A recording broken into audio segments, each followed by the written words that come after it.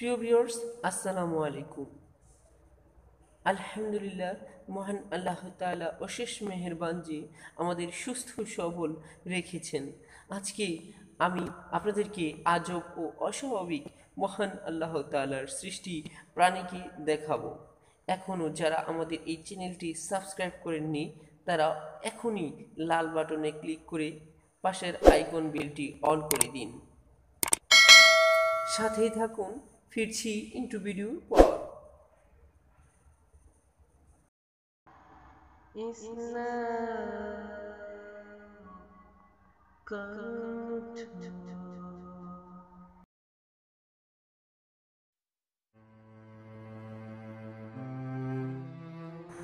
তো ফ্রেন্ডস, আজকে আমরা দেখাবো 3 পা বিশিষ্ট ছাগল, যেটা কখনোই সম্ভব না।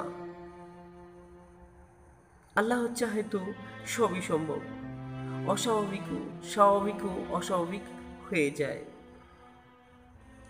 তো আমরা দেখতে পাচ্ছি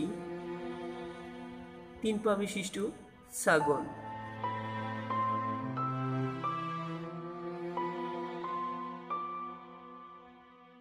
আমরা দেখতে পাচ্ছি ছাগলটি কিভাবে তার ভক্ষণ করছে, সেই নিজে নিজে একা একা কিভাবে তার কাজ সম্পন্ন করছে, কিভাবে চলাফেরা করতেছে। সে তার চলাফেরা মধ্যে কোনো ভাবেই কোনো কষ্ট বোধ করছে না। সে তার অন্যান্যদের মতোই স্বাভাবিকভাবে চলাফেরা করতে পারছে। কেউ বুঝতেই পারবে না যে এই ছাগলটি 3 পা বিশিষ্ট, কারণ তার যেইভাবে চলাফেরা, তার ধরন দেখে বিশ্বাসই করা যাবে না যে 3 পা বিশিষ্ট ছাগল। আমি তো দেখি আশ্চর্য যে কিভাবে 3 পা বিশিষ্ট ছাগল সে অনর্গলভাবে এবং অস্বাভাবিকভাবে চলাফেরা করতেছে। আল্লাহর নিয়ামত।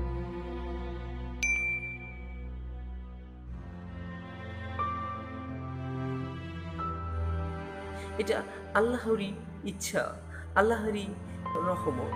আল্লাহই একে রক্ষা করবেন, আল্লাহই এর প্রতিপালক। সাধারণত একটি ছাগল 4 পা বিশিষ্ট হয়ে থাকে, কিন্তু এই ছাগলটি 3 পা নিয়ে জন্মগ্রহণ করে। এবার আমরা এসেছি বেলায়েত হোসেনের বাড়ি। এই ছাগলটি নারায়ণগঞ্জ জেলার রূপগঞ্জ থানার ব্রাহ্মণখালী গ্রামের বেলায়েত হোসেনের বাড়ি জন্মগ্রহণ করে। ছাগলটি 3 পা দিয়ে তার সকল কাজ সম্পন্ন করে। আর মহান আল্লাহ তাআলা মানুষ ও প্রাণীকে পরিপূর্ণ আকৃতিতে সৃষ্টি করেছেন। আবার আল্লাহ তাআলাই কিছু মানুষ এবং প্রাণীকে অস্বাভাবিক অবস্থায় সৃষ্টি করেছেন।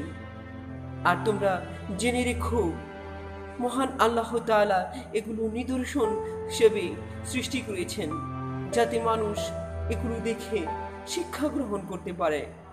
তোমাদেরকে আজ সুস্থ সবল সুন্দর চেহারার অধিকারী করে সৃষ্টি করেছেন। তোমরা বড়াই করো না। তোমরা জেনে রেখো, একদিন মাটির অতল গহ্বরে যেতে হবে।